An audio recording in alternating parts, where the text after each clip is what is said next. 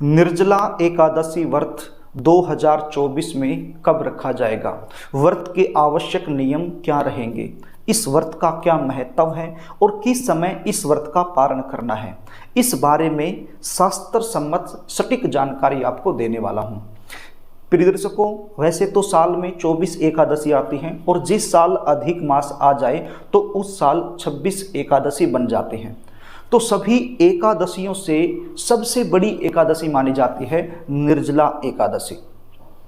हमारी शास्त्रों के मान्यता के अनुसार जो व्यक्ति निर्जला एकादशी व्रत श्रद्धा और विश्वास के साथ रखता है तो कई प्रकार के पाप उसके धुल जाते हैं, जीवन के कष्ट मिट जाते हैं, इस जीवन में हर प्रकार का सुख भोग कर अंत में वैकुंठ धाम में उसको स्थान मिल जाता है। एक बार पांचों पांडव श्री कृष्ण भगवान और श्री वेद व्यास जी बैठे हुए थे, तो पांचों पांडवों ने कहा श्री वेद व्यास जी से कि हमसे जाने में अनजाने में बहुत सारे पाप हुए हैं, तो उन पापों से हमें मुक्ति कैसे मिलेगी, हमें कोई सरल उपाय बताइए।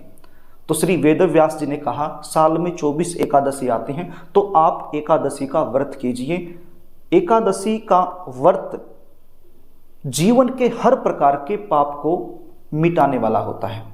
तो चार पांडव मान गए, लेकिन भीमसेन बोले कि ये मेरे बस की बात नहीं है, मैं व्रत नहीं रख सकता हूँ क्योंकि मैं भूख और प्यास बर्दाश्त नहीं कर सकता।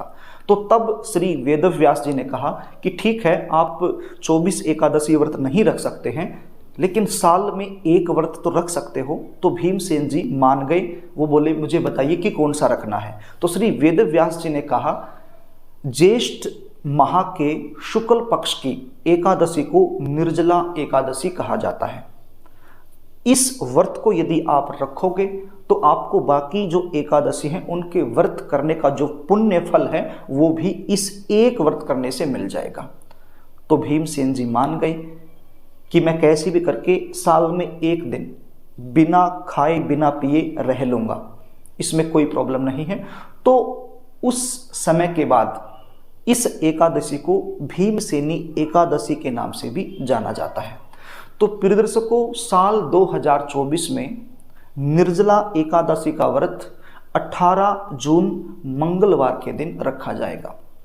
वैसे तो 17 जून को भी एकादशी रहेगी, लेकिन हमारे शास्त्रों में लिखा गया है जो एकादशी सूर्य उदय व्यापिनी हो और द्वादशी युक्त हो उस दिन व्रत रखना उचित है। तो ऐसा जो योग है वो 18 जून 2024 मंगलवार के दिन ही बन रहा है। स्मार्त लोग और वैष्णव वर्ग के लोग, दोनों वर्ग के लोग 18 जून को ही निर्जला एकादशी का व्रत रखेंगे और इसी दिन व्रत रखना शास्त्र सम्मत है, उचित है। 18 तारीख को सुबह उठ करके, देखिए आपको बता देता हूं व्रत के कुछ नियम होते हैं। अब व्रत तो 18 तारीख को रखा जाएगा, लेकिन एक दिन पहले से ही नियम शुरू हो जाते हैं।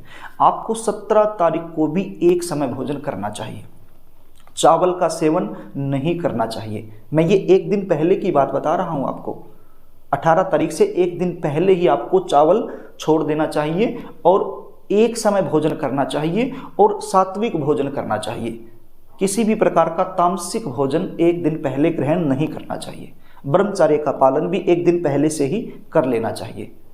18 तारीख को सुबह जल्दी उठना है, स्नान आदि से निवृत्त होकर के आपके घर का जो पूजा मंदिर है उसकी आपने सफाई करनी है।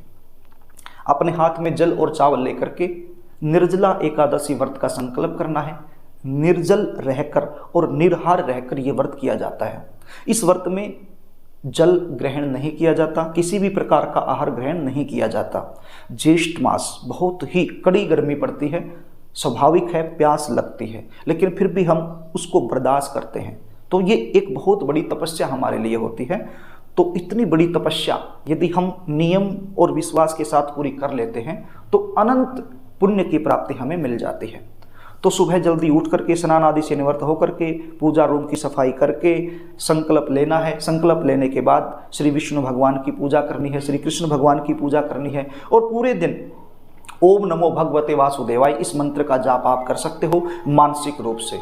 किसी की चर्चा चुगली नहीं करनी है, झूठ नहीं बोलना है, किसी की बुराई नहीं करनी है, गुस्सा नहीं करना है, खाना तो कुछ है ही नहीं और पीना भी कुछ नहीं है।